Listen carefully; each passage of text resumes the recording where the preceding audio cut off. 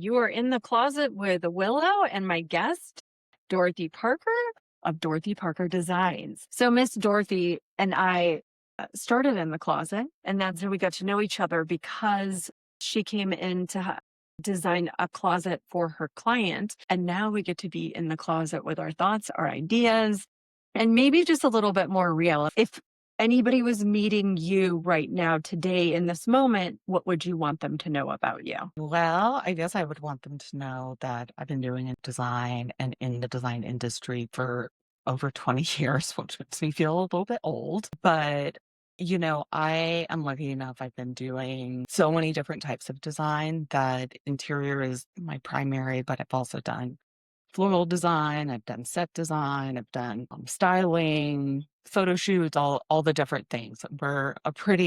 My whole team is a pretty multifaceted group.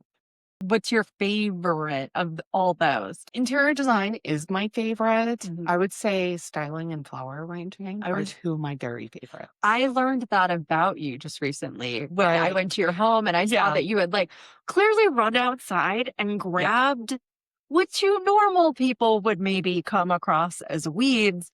But Dorothy here made it magical and turned it into an art project that was unbelievable. And I remember just sitting there commenting and like, I wish I could turn anything into anything. And that is something that I immediately connected with you about in your brain is how your brain, I think, can transform anything into art. I definitely try. I Yeah. definitely try. I think that's the thing that I know in you too is like yes, there's probably foundation and formula, but how much do you even play in formula anymore? Does it come so natural to you to throw colors, ideas, shapes into spaces? Yeah, it's just intuitive at this point. So much of my process is really either brainstorming how things are going to look when I'm styling them, or if I'm doing interior design, what works for that client. I'm going to borrow this phrase from a friend of mine, but she says her clients are her muse. And I was like, damn it, why didn't I think of that one? Because it's so true. That's where we get our inspiration. And, one of the questions that another interior designer asks his clients is, what would we find if we went through your closet? Yeah. And I love that because I ask other interesting questions, but I always want to know like what is in your closet because those are the things that you love most of the time. Yeah. And on that, let's just get real deep into it. Who are you Right. in your closet? And what I mean by that is Exactly. on the emotionality, even, Yeah. which is to say, like, when we leave the closet, when we go into the closet, we're exactly who we are, right? There's no makeup on generally. The hair's not ready. We're deciding who Right. we're going to be. And So what our before expression of the day is. exactly who we're going to put Yeah. out into the world. Yeah. So my bigger question is, who are you before you've decided who you have to be that day? Right. Who is Dorothy when no one's looking? Nobody's okay. That's a good question. I think I'm a pretty genuine person all the time. Yeah, so what you see is what you get. But I mean, when I'm quiet, I'm reading, I'm looking at design magazines, like, an old person. Because apparently I'm like the last person on earth that gets print magazines mailed to my house and my office. And just like I'm always observing. Yeah, I love Um, that. I love the word observing. I think that probably is what makes you genuinely the best in your space too, is that observation. I think, and correct me if I'm wrong, I think that you literally are categorically observing everything and wondering how to put it together with something else. Even when you're accidentally at a bar, even if you're at somebody's house party or you're walking down the street, yeah. like your brain can't help but want to make it better. Does Right. that feel true? Either make it better or file it in the back of my head, like, I God, that wanna was a try that. really great idea. There's a few buildings right by my block and I see them every day. And every day I'm like, that detail was a really good choice. And it was something that was probably made, 50 some odd years ago and still holds. Totally. So those are the things that I notice for I sure. I was watching the dumbest show last night, Reacher. Have you accidentally stumbled on this documentary? No, It's, Tom Cruise started it, and now it's Alan Richman. I'm gonna jump his name. Anyways, they're in Philly, and there's this entire block or alley inside of Philly that's all mosaic. Have you ever heard of this I one? don't know if I have. I was like Yeah. watching the show, and I wanted to pause just to be in the mosaic. Like, they built a Right. mosaic city. So the entire like alley space is all done in concrete and mosaic style. Yeah. And it was just breathtaking. And I think about like the earth ships. We're so close to New Mexico. Yeah. We are seeing a more green build right now. We Yeah. are starting to see people. I don't know. I mean, there's still so much cookie cutter stuff out there because it's easy. It's copy paste. It Yeah. costs what it costs. You're not Mm. reinventing any wheels here. Yeah. But like, I derive so much inspiration from a moment like seeing an earth shift, from a moment like seeing a mosaic town. Yeah, yeah. How, if you get to do it your way, where are you gleaning inspiration from to bring into the home, but as well maybe to extrapolate information and intel for the exterior of a home? Right. I mean, interior is definitely my specialty. And once we get to the exterior, I really lean on partnerships to make that work. And I'll say, this is how they live. This is the furniture I'm imagining. Help make this spot beautiful, because me and plants. But as far as exterior colors, I really want to look at the style of the home. I really want to look at the natural landscape.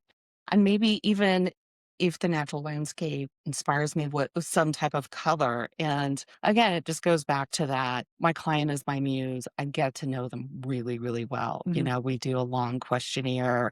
We spend a lot of time together. I ask a lot of questions and talk about where they've traveled to, where their favorite places are, what works and what doesn't. And by the time I'm putting together accessories and whatnot, I know them so well that it's like, well, when they were in Japan last year, they saw this museum. And so I'm going to collect all these books of this artist. And, just I really want everything I put in their home to not just be a designer piece, but to be something that's really personal and speaks to them. Love that. I also noticed that you're very tactile. Yeah. I mean, obviously, you're getting magazines delivered to your home, Yes. but Yeah. also your fabric choices. Like, Mhm. it seems like texture matters as much as color to you.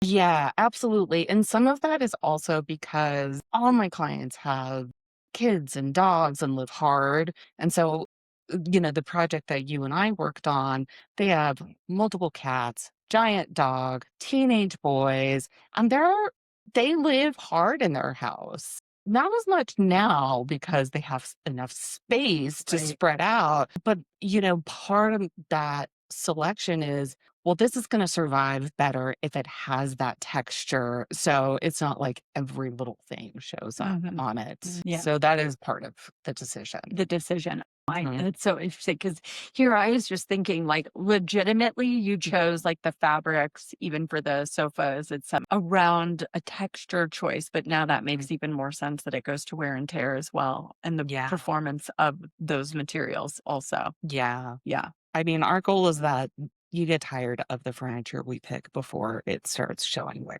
Yeah, that's right. That'd be nice. Yeah.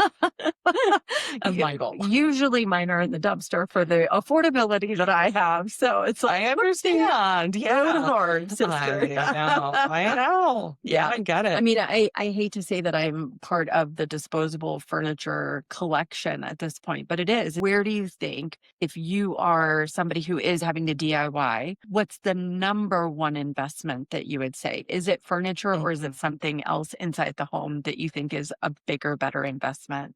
Honestly, lots of designers will have different philosophies on that, but I feel rugs and sofas. Chairs can hold up pretty well. They're not beat on as much as sofas usually, but getting those two pieces, a nice rug will make your house feel really great.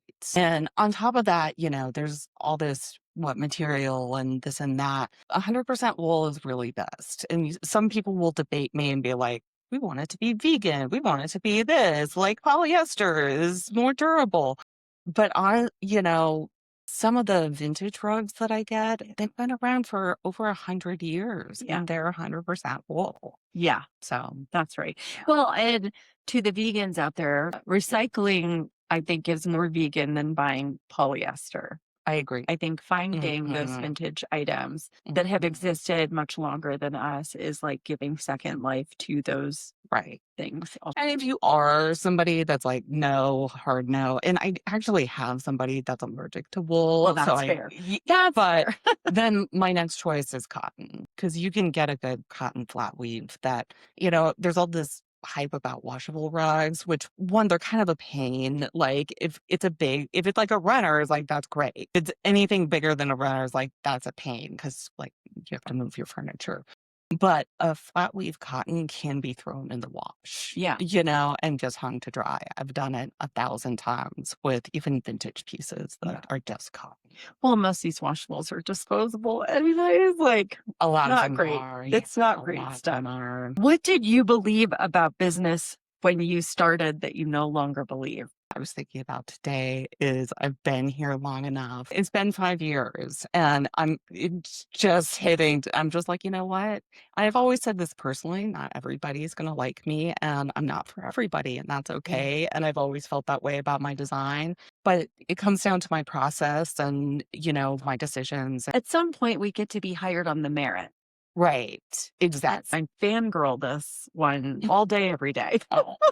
Her design is spectacular. And, I sort of worship the ground you walk on. I do put you on a pedestal because I think there's only a few people in the world that are truly great. And what I mean by that is like, I think there's so many of us on planet Earth, but only a few of us reach what I call greatness.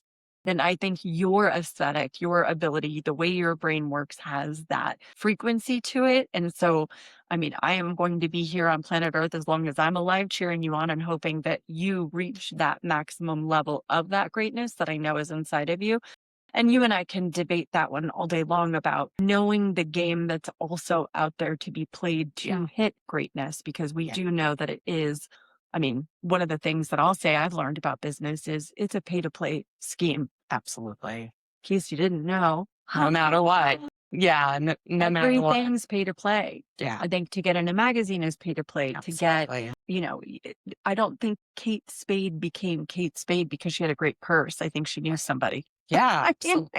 I mean, That's the thing. You either, are in the right circles or you hire the right circle. Yes. And I've seen both, Right.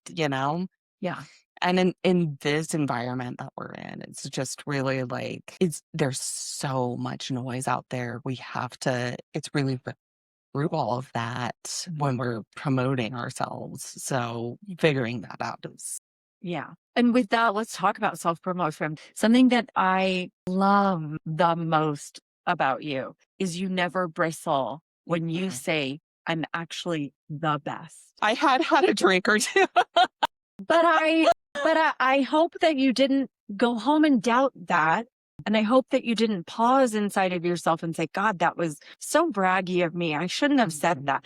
Because what I would like to see in women more is stepping out of the closet, stepping out of ourselves and saying, no, I actually am the best, with full heart, full throat, and like zero doubt about it. Right. I have never, not once, take that back. There have been some men, I guess, who live in doubt. There are. But their doubt still sells a house before a woman's does. Absolutely. And I think that's what I'm getting at is like, I want to stand toe to toe with greatness in women. What compromises have you made for success? I mean, a salary. Ah, A salary is another.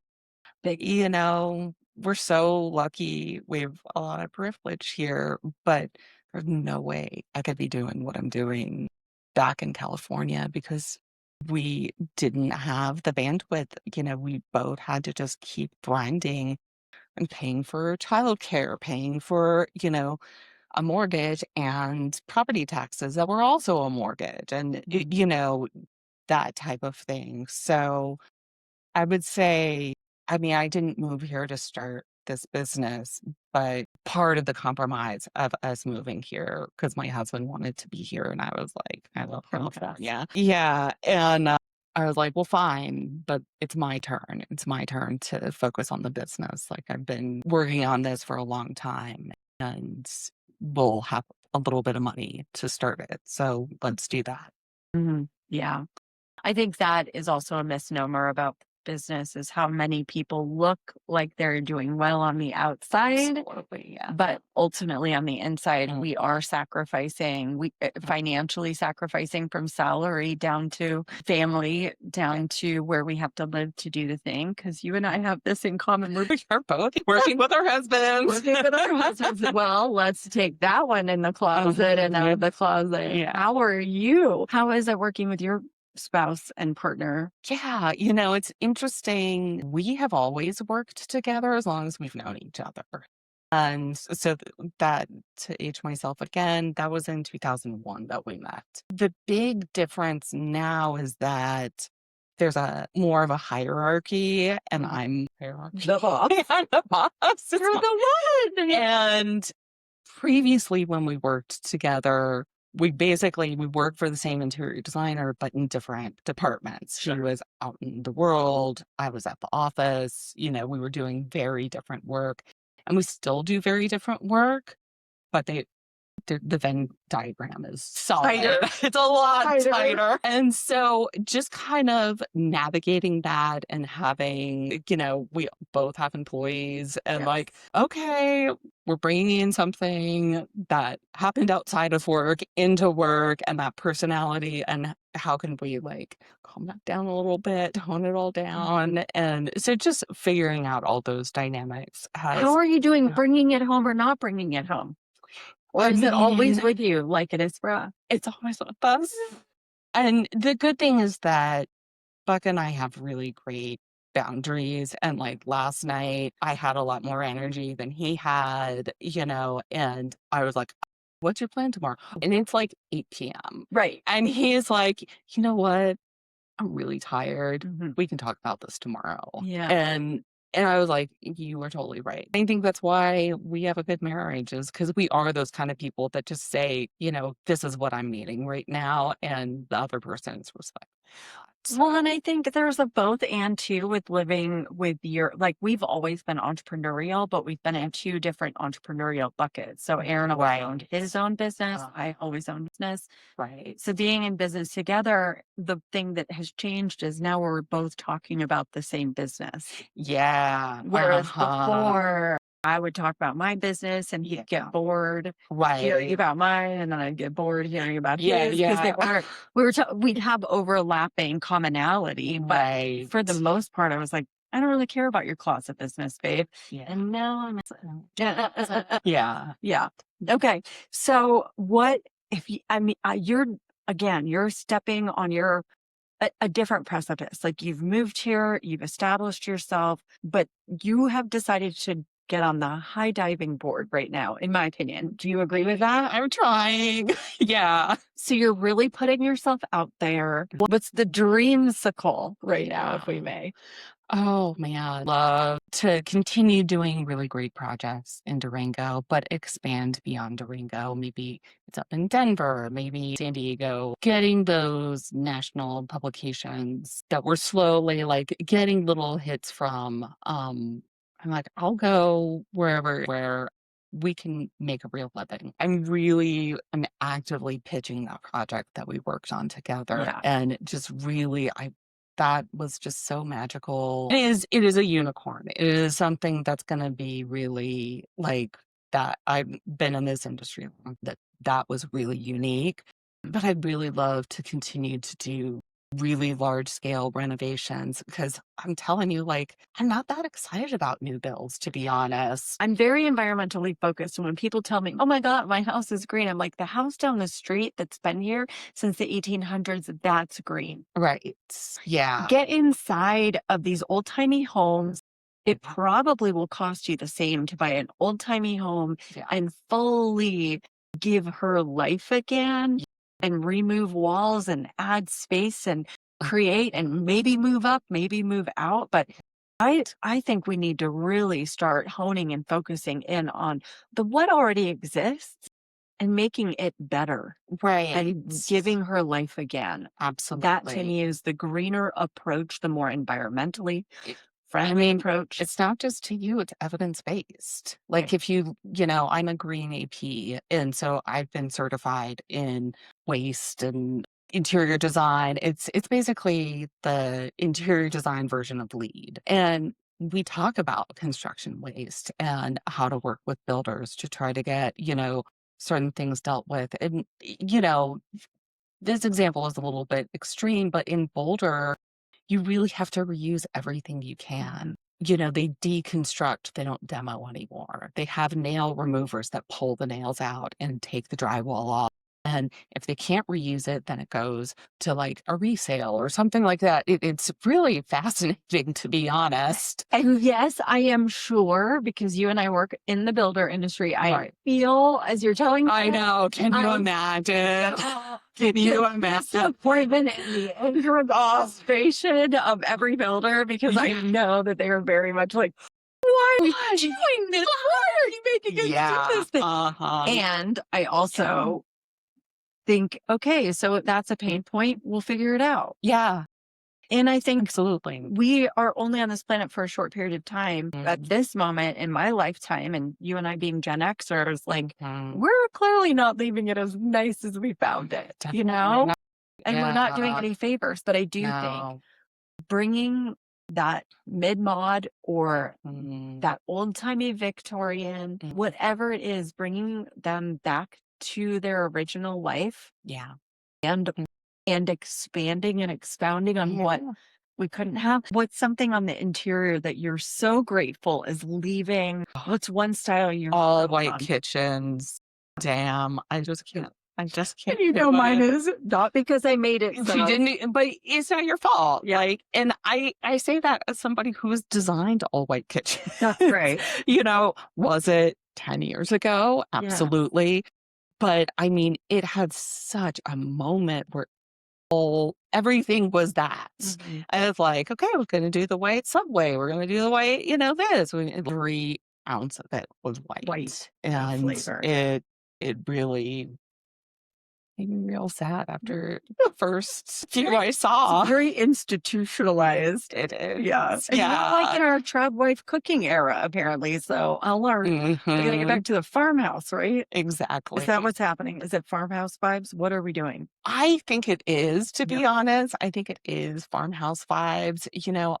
I felt like the all white stuff was left during COVID, but now I'm seeing it's more cream, it's more Right. beige, but it's all very neutral, Yeah. and that's also, it's accessible, which I'm not going to be a jerk about. And I went through a phase when we moved here.